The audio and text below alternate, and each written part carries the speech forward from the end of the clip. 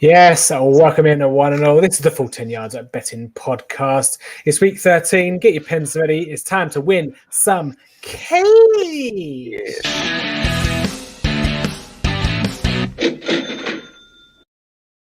Yes, welcome in at one and all. And for anyone that watched the Full 10 questions on, was it Thursday? I don't even know what day it is anymore. Obviously, we had some slight internet issues. It seems they've made their way over to Derby somewhat, Adam. Yeah, not sure what's gone on, to be honest. Wife's watching Netflix downstairs, but I came up here and I got no internet, so I had to go hotspot on my phone, but all good. I'm there now. Yeah, very good indeed. It feels like an absolute age since we were behind Max. Obviously, we were behind. We did a podcast on Thursday for Thanksgiving, and how did your Thanksgiving go? Pretty good betting wise. Yeah, I had Sanu and CJ Procise in a double, which is ridiculous, but it worked. So it was one of those that who cares? Who came in at decent money and won me a fair bit. So can't complain. Yeah, it'd be one of those bets. Like if you like 10 years from now and you go back and remember, like say you've given up gambling or say you've done whatever you're doing, and you go back through your bets and you get presented with that, and it's like, why did I do that bet? Pretty much, yeah. Just utterly random, but it worked. So. But if it wasn't for you, Adam, people like Adam Shaheen and Jay Sternberger and all the and Mo Ali Cox, true. I mean, these people wouldn't know who these people are. No one would have ever heard of them. Although Shaheen scored again last week, and he's quite low this week. I think he's down about 5-1. I did look for him. Oh, there you go. Yeah, wow. That's just part of your Sunday routine or Saturday or Friday routine. So you've got loads of people that you check off and just say, right. So okay. Shaheen, Mo Ali Cox, David Moore. Yeah, that's about it. David Moore, he's another good one. But and Jay Sternberger, is he another good one? No, not anymore. No, I've lost love with him. Oh, okay, cool. Tyler Eifert. Nah, former Bengal, but he's not done much. To be fair, Shaheen 15-2 probably isn't that bad now, actually. I'm trying to think of the Bills tight end that you. Is it not O'Shaughnessy? No, Croft is there. Croft, the Irishman O'Shaughnessy. Yeah, I like him. He's I think he's at Jacksonville as well now. So they've got a couple down there now. Yeah, and Jeff Swaim as well. Don't forget, former Dallas guy. Jeff Swaim. Of course. But anyway, before we go off on a tight end tangent, because no one wants to do that. We are obviously here to go through the week 13 slate. You've obviously probably had a bit more time than I have to go through it, and I'll put it up there on the screen so everyone can see. Obviously, everyone now knows I'm using a Mac. Let's get rid of the old branding stuff because that looks stupid. There we go. Cool. So there's obviously the week 13 lines. There's a couple of teams a couple of games that I'm struggling to trying to find who I would go for. But what kind of sticks out to you immediately as you put those in front of you? Anything that you like, anything you don't like? I know your naps are a couple of spreads, so we'll wait for those a bit later on. But anything? What's your kind of overview on week 13? Anything that strikes you? Yeah, right at the top, the Bengals, I thought that was a big spread for them. They generally keep it within one score, no matter how terrible they are at quarterback. Obviously, last week should have won last week, really. We should have got another first down and a field goal. So I think 10.5 at the Dolphins is generous to the Dolphins. I really don't think they're that good. I think they've got lucky, really. The Colts at Texans, I quite like the Colts there. Obviously, the Texans have lost Will Fuller this week for the rest of the season. Jags at Vikings I wouldn't be touching because Zimmer is very good at covering.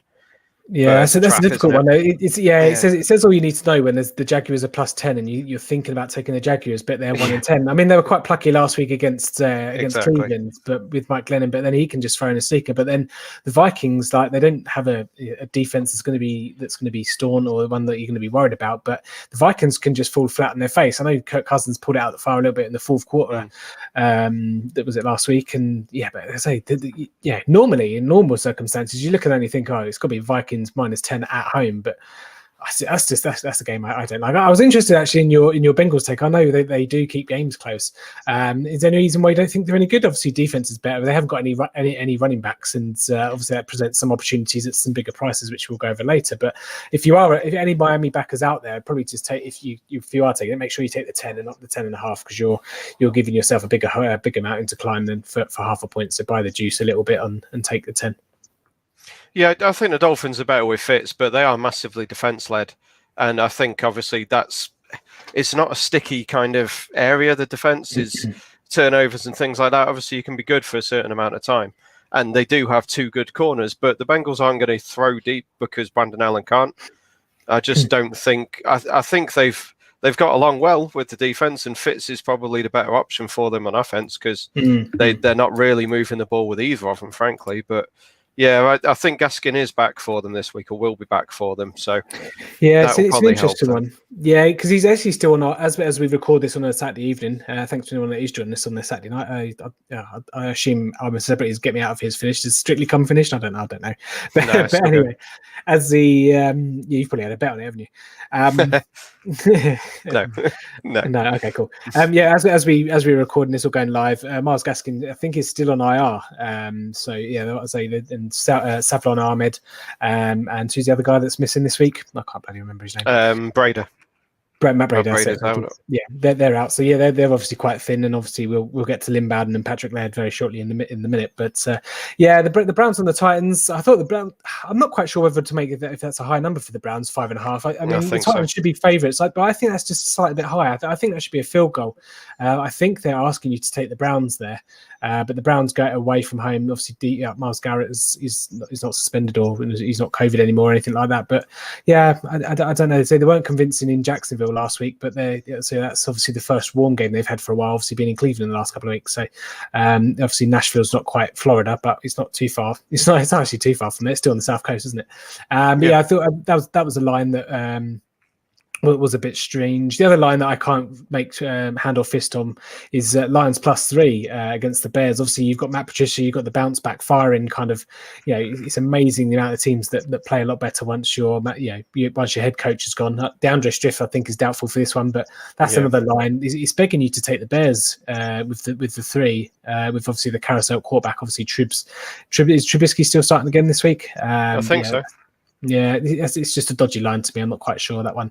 A bit more of a slam dunk. The Colts -3 for me. I think that one's got to be there, especially let's say with Will Fuller being out. But anything else? That Raiders line 7.5. That's a dodgy one as well. Josh Jacobs is out for the Jets. Do you know what? If that handicap line was at double digits, say the 10 like the Jaguars are getting, I would be all over the Jets. This game's got the Jets written all over it.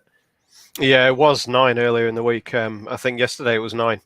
So the Jacobs news has dropped it by 1.5 points. I just think the Raiders are going to bounce back. Everything that could have gone wrong went wrong for them last week, and they're a better team than that. I still wouldn't be touching -7.5. I would like that in a teaser leg, though. I've teased that with the Packers, although the Packers line has gone up considerably. That was 8 when I teased it, so I teased it down to 2. And took the Raiders down to 2.5. I edited that a little bit. So yeah, I think the Raiders will do it, but I wouldn't take them at that spread against the Jets.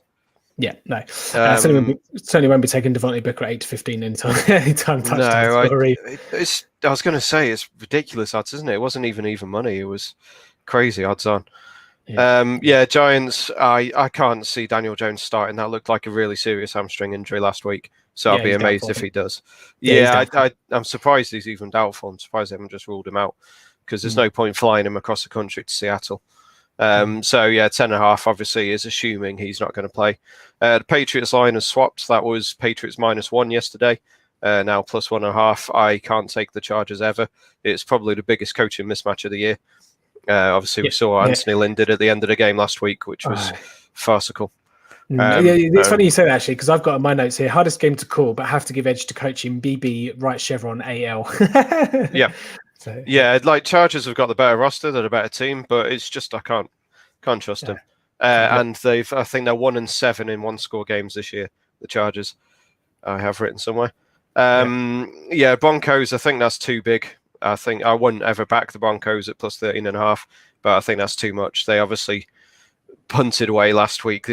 They were forced into a position where they had to play, but they've got all the quarterbacks back. So while I don't think they're going to win, I don't think they're going to keep it within 7. I wouldn't be taking the Chiefs -13.5. Washington, that line's come down as well.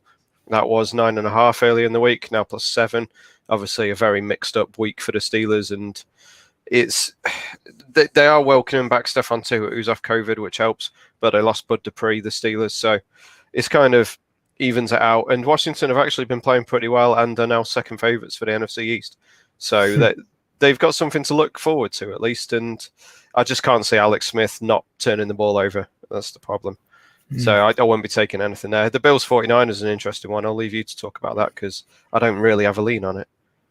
No, it is a difficult one. I think the 49ers getting healthy and getting people back now, I think I would probably take the 49ers -1, as much as it pains me to say as an anti-49er. But I think they probably match up quite well against Buffalo. But Buffalo have kind of been a run funnel most of the season.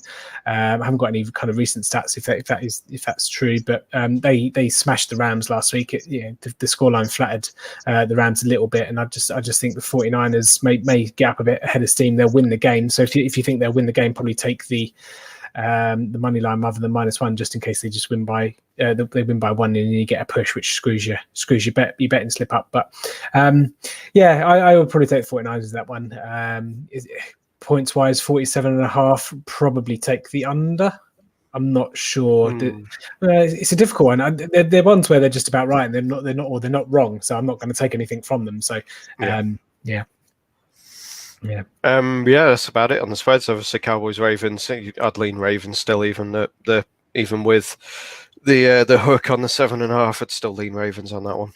Yeah, that one. Obviously, Lamar Jackson can be cleared if he clears all the protocols on Sunday, so he can get 1 day of practice in on the Monday. So it just depends on whether or not they deem him fit enough. Obviously, we saw RG3 pulling up with lame a little bit, and obviously, so if Lamar Jackson doesn't go, it would be Trace McSorley. In which case, I'd probably take the Cowboys, considering that they are depleted on defense. But yeah, that's the one where if you've got Twitter, you obviously just scroll your beat writers for the Ravens and try and get an early gist on that, because if it is Lamar Jackson, that line's going to go to double. I would have thought would go to double digits. I think that line at the moment is where they're hedging their bets for the Cowboys Ravens. So if it is Trace McSorley, I could probably see it coming down maybe a smidge, maybe to 6.5 something there. So it's then, but it's begging you to take the Ravens. But it's an interesting line, that one.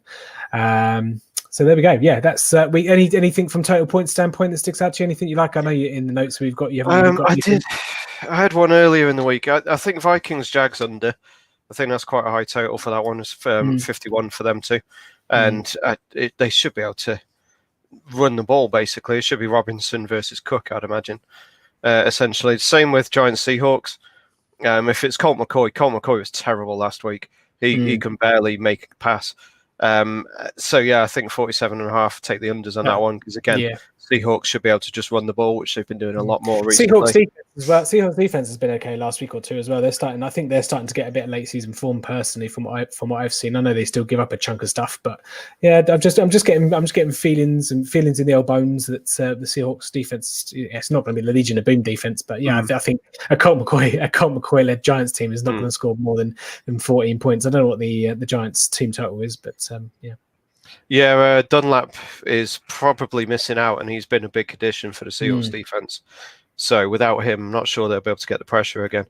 And then I can't even remember which total I wrote up. It doesn't really matter. So we'll just carry on. I did write up a total for SBR. Going under, but off the top of my head, I can't remember it. Keep on keeping on. All right, then let's get to our anytime at touchdown scorers then. So what do you like from week 13 in terms of anytime touchdown scorers? I know there's a guy, John, who is regularly in my DMs looking for any information, and so I know you like Anthony Ferks. So Johnny Smith obviously out this week. Yeah, I mentioned him on Twitter, and the price has kind of gone on it now. It was 5-1. I think it's about 3-1 is the best price for him now, with Jono Smith out, as you said.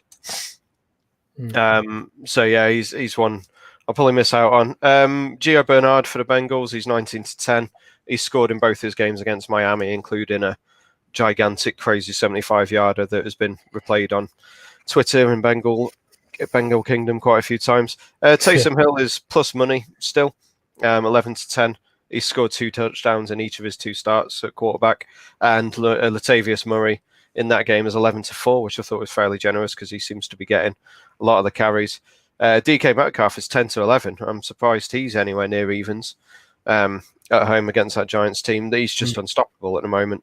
And in the same way, Austin Eckler's 11-10 against the Patriots D that is not very good. And he looked fine last week. He put up at nearly 140 odd yards 16 targets, I think, didn't he? 16 targets. I think he caught 9 of 16 and for 100 and for 80 odd or something ridiculous. Yeah, I can't remember off the top of my head. And then a couple of longer shots. I guess I'm going to go with Isaiah Coulter for the Texans. Your mate Rob Grimwood will appreciate that one. He was touting him massively in the preseason, and he's basically the wide receiver 2, 3, maybe for the Texans now. With you got Cooks and Kusi. Yeah, he's way too short. Yeah, and his price is useless. So yeah, 10-1 I thought was all right for him. Colin Johnson scored for the Jags last week, ace 13-2. He led the team in targets and yards, but DJ Chark is back, so I think that's why he's 13-2. But backup quarterbacks have better relationships with backup players, so I won't be surprised to see him having a bit of connection. Gerald Everett's 13-2 as well for the Rams. I have no kind of evidence on that, but I just thought it was a fairly big price. Yeah, I agree with some of those. Some of the ones that I put out, I mentioned obviously about the Miami running backs.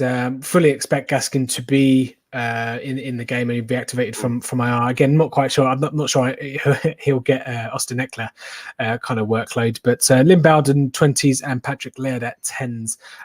Say if you get the bonus that Gaskin doesn't go, because obviously he could have come back last week, but they didn't choose to return him last week. So not quite sure if there's maybe anything going on behind the scenes there. But these guys are way too big at those prices, especially if they get the starting gig or even share carries. And again, they're against the Bengals, who I'm not going to say they've got a crap defense, but it's not great, is it?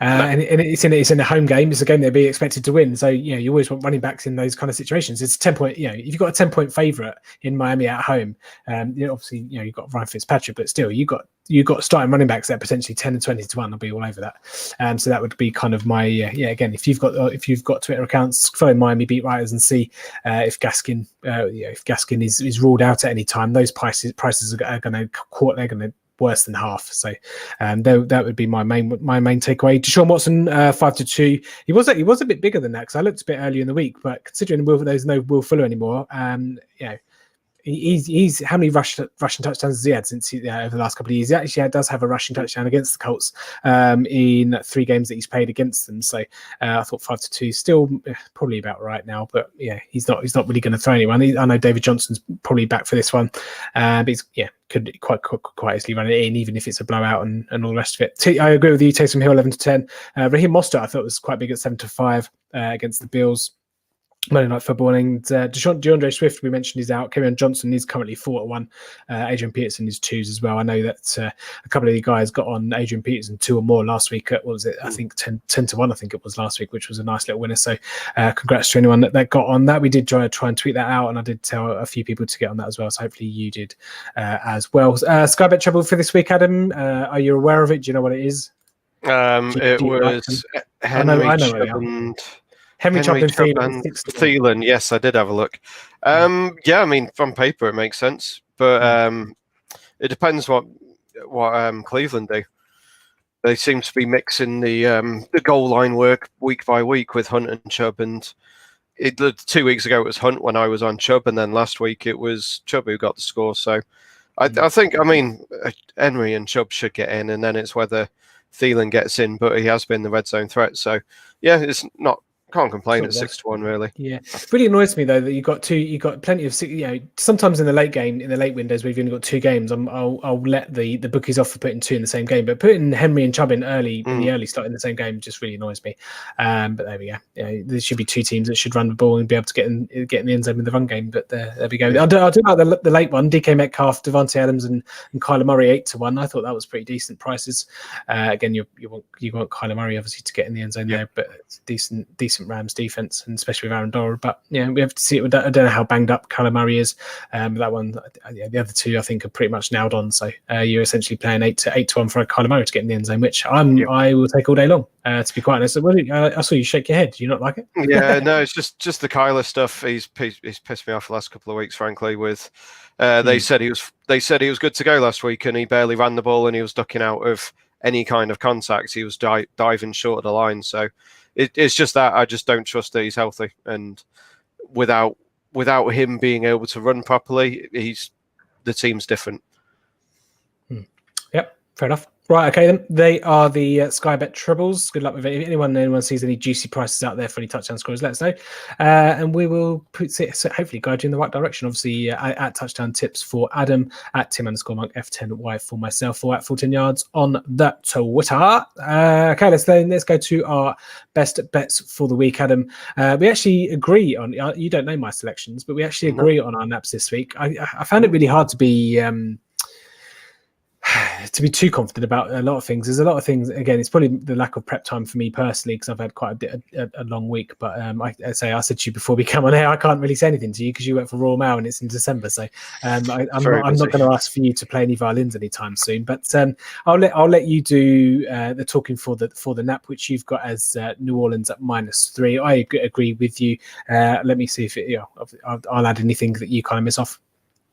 Yeah, obviously they smashed the Falcons last 2 weeks ago in Taysom Hill's first start. There is obviously tape on Taysom Hill now, but he's a completely different quarterback. He's not really a quarterback, he's a running back. I don't think the Falcons are going to adjust that well after getting shellacked by them. They couldn't protect Matty Ryan. Obviously, I'd imagine they'll have a plan to get the ball out quicker in this one, but I'm not sure it's going to be enough. Obviously, it's in Atlanta this week, which should flip it a little bit, give a little bit more help for Atlanta. But Julio's going to be back. I'm not sure he's going to be fully fit. Calvin Ridley's obviously he's been on and off with his foot. Hayden Hurst, I believe, was on the injury report as well. Todd Gurley's Todd Gurley. I just don't see. I think the Saints have been playing they're the best team in the NFL over the last few weeks. Admittedly, they had pretty much a bye week last week, which again helps. Gives them a little bit of rest time. And I just don't see how this is only 3 points after they beat them by 15 2 weeks ago. Yeah, the thing for me is, this comes down to the offensive line for the Atlanta Falcons. That New Orleans pass rush, Cameron Jordan and all the other guys. This New Orleans defense kind of got a bit unappreciated, I think, personally, over the last couple of weeks. I know they didn't have to beat much last week, and probably should have probably shut out the Denver Broncos in all honesty. But this Atlanta Falcons offensive line is one of the worst in the league, and they just constantly. Matt Ryan literally has no seconds at all to throw the ball. The Las Vegas Raiders, who they beat last week, normally are not very good at generating pass rush, but they were all over Atlanta last week. And if the Vegas Raiders can do that, the New Orleans Saints are just going to have some seconds after Thanksgiving week, to be honest. I think that matchup is just going to ruin the tie for the Falcons. They're not going to get too much going, maybe unless it's garbage time, which also means you can't get too much coming out of the run game. We're going to have to revert to screens and stuff. But the Saints would have seen the Falcons coming because they play each other twice a year. I quite like the Saints -3 in this one. Should be maybe a bit more. So even if you get to the Falcons having a field goal game and Will Lutz bangs one through, the very worst you're going to get a push. But I don't see many scenarios where that gets beat. I think they're probably the bookies overreacting a little bit too much to the Vegas Raiders win last week, where they absolutely curb stomped them. I just think maybe a slight overreaction on that one. So I fully agree with you on that. So what is your next best? Saints have won 5 of the last 6 against the Falcons as well. My next best is the other team that I didn't mention in the spreads when we talked about it, is the Rams -2.5. This line's been kind of 3.5, 3, and now down to 2.5.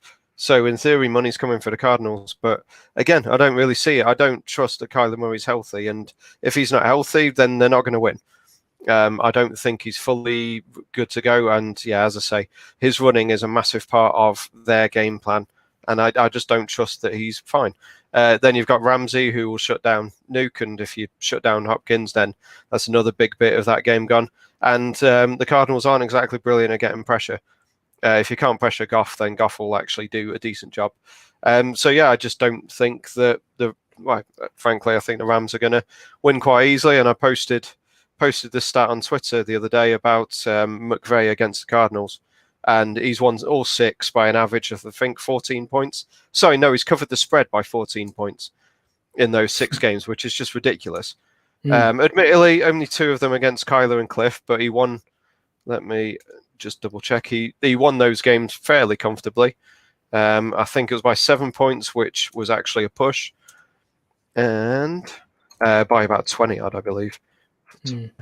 Yeah, I mean, I did the preview for the full 10 yards TV game previews this week, and I wrote this one. It's an interesting one because if you can get pressure on Jared Goff, he crumbles like a statue in Rome. I couldn't think of a cohesive argument for that one. He needs Hassan Reddick and some of the other guys, Isaiah Simmons, maybe coming on blitzes to maybe get him in Goff's face. But Sean McVay, you can tell his lack of faith in Goff, because the amount of misdirections, the amount of jet sweeps you get with Robert Woods, it just screams we don't like Jared Goff, which then makes your mind blow at the fact they gave him the contract they did. But I think they've still got another couple of years lumbered with him. But it all depends on whether or not the Arizona Cardinals can get in their face. And similarly, obviously Kyler Murray's a mobile quarterback, but how injured is he? Because obviously you've got Aaron Donald stuff in the pocket there, so he could obviously just bootleg out. And if he's fit and his wounds have healed a little bit, I'm not too worried. But that's a game I'll leave alone. Personally, I don't have a lean anywhere on that one. Fair enough. The one game I do have a lean on, I mentioned it earlier, Colts -3 is my next best. Again, without Will Fuller, I think that the Colts defense, it's not been as fierce as it has been at the start of the season, but I think they'll have enough to cover Deshaun Watson. He's literally got none to throw to. I mean, I wouldn't be surprised to see David Johnson and Duke Johnson split out wide for this one. And all you have to do is cover Brandon Cooks, and you'll be all right. The only thing that worries me about backing against the Texans is the fact that they don't own their first round pick. So obviously they want to win to make it as bad for Miami as possible. But I think the Colts with title aspirations, obviously big win. Was it a big win last week? Did they? Oh no, they got stuffed last week. Yeah, got stuffed. Yeah. I just think they'll bounce back a little bit, and the Houston Texans defense is not great, and so I think even Phillip Rivers will be struggling to throw interceptions or to throw it all away. I think Jonathan Taylor should be back in this one, so he should get a good run of the ball. Obviously, the running game didn't get quite going last week as they probably wanted, but when you've got someone, Jonathan Taylor going out, probably the game plan was a bit muffed from that point. But I think Colts get back on track here. They need to obviously keep pace with the Tennessee Titans and Houston Texans. Essentially, the only thing they're playing for is to stop Miami getting their top 5 pick, to be quite honest. So, quite like the Colts there. Don't know if you have a lean either way. Yeah, they'd probably be my third pick. Yeah, we're probably going for those in the super contest that we entered. So, again, we can't argue anything you said there. And again, they need to keep the pressure up on the Titans, frankly. So they definitely need to go for it. And Jonathan Taylor's 5-4 on Sky Bet to score, if you fancy him against that awful Texans run D. Yeah, right. Okay, before we get how then, Adam, we'll finish off with some props. Anything that you like? I haven't really had too much chance to look at the props yet, but I know you've got some bits written down. So end us off with some props. Yeah, Denzel Mims over 54.5. He's had 62, 71, and 67 in his last 3 games for the Jets. Jalen Richard over 10.5 receiving yards. If you think that Booker's going to get the Josh Jacobs role, then Richard, I believe, will probably get the Booker role, which means he'll get the pass catching stuff. So I thought that was fairly decent. Younghoe Koo for the Falcons over 6.5 kicking points. They can't score touchdowns, so it just makes sense that they're just going to go field goals. He scored all 3. I think he got 3 field goals against the Saints in the first one. Brandon Allen over 1.5 interceptions is 7-4 against the Dolphins. As we said, the Dolphins have got the 2 shutdown corners and do seem to keep on turning the ball over. Tim Patrick over 42.5 yards for the Broncos. He's basically their wide receiver 1. So I thought that was a fairly low line. Jordan Akins, you were on last week, is over 33.5. Again, with all the injuries there, all the issues at wide receiver, they could easily rely on a pass catching tight end. James Robinson over 3.5 receptions for the Jags. He had 5 last week in Mike Glennon's first game. Austin Eckler over 39.5 receiving yards. He again went over that, and as you said, he had about 16 targets last week. And Miles Sanders under 64.5 rushing yards. They've activated Jordan Howard, and they don't ever seem to want to let Miles Sanders play. So I thought that was fairly decent. He normally gets to 60 yard, and they drop him. So I've written a little bit of a rant on Doug Peterson in my previews this week. He really peed me off last week with his Jalen Hurts is going to get more of the ball kind of thing. And he had 1 snap and It really peed me off. So, Any Eagles fans out there? One of our writers, Steve, he did a decent piece on the Eagles as well. If you want to go and give the Eagles a full dressing down as well, so go and go. Yeah, I don't know. I don't understand what it is with Doug Pederson and the Eagles in general. To be quite honest, when they've had a kind of a power back, when they had like Blunt and obviously on their Super Bowl run, I don't understand with all this committee stuff. Obviously, it works better when you've got Miles Sanders can do it all. Just give me the ball, But yeah, unfortunately, that there doesn't seem to be any light at the end of that tunnel. But full props to you on those bets at the end there. Do you see what I did there? Saturday night joke. We're going to get out of here because we have tipped the half-hour mark, and that's obviously far long. Yeah, it's 3 times the 10 minutes that we always aspire to, but always fail. But I hope you enjoyed it. Hope you will be back at the same time next week. Good luck with all your bets. Gamble responsibly. Christmas is around the corner, so hopefully we can get a few winners in to pay for those Christmas presents. Adam, thanks to you. Just a quick reminder of your DraftKings and your website and all the rest of it. Website tdtips.com or nfl-dfs.com, which is kind of sister site I've been setting up. If you want to sign up to DraftKings and you haven't got an account, dkng.co/tdtips. Deposit 10 and get a free 10 using that link, and you can join my league, and we have a few contests every week. Normally fill at least one of them with 20, so yeah, all good. And tdtips.com is the website. Yeah, I forgot to enter last week. I did the Thanksgiving one, $4 one, whatever it was, but I forgot to do the other one. But I'll be back in for some more this week. So come and join us. Come take our money. Come and pit your wits against us. Let's say that will do it for the Betting Net podcast. Don't forget to check out all the great content of over the full 10 yards. We'll be back on Monday with the NFL pod. Hopefully you can join us. But in the meantime, in the great words of Kevin Cadle, it's a bye bye for now. A bye bye.